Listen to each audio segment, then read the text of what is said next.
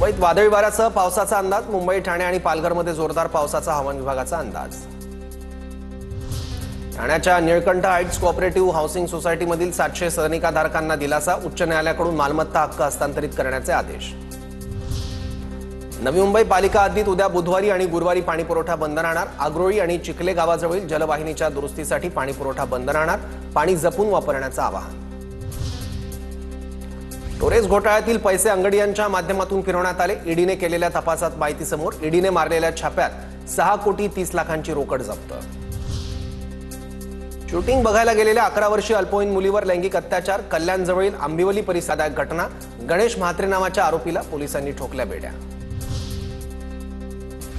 Best बसच्या तिकिटात दुप्पट भाडेवाढ आकारल्यानं प्रवाशांमध्ये नाराजी।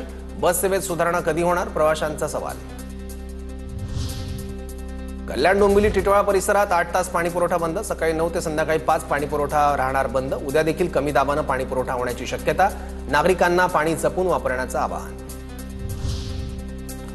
बुद्ध पौर्णिमेनिमित्त काल रात्री बोरिवली नॅशनल पार्कमध्ये प्राण्यांची गणना। 10 मचांवरून प्राण्यांची गणना। प्रत्येक मचांवरून 4 जणांकडून लक्ष। वांद्रे कुर्ला संकुलातील कोंडी सुटणार। MMRDA कडून रस्ता रुंदीकरणासह एकेरी वाहतूक व्यवस्था।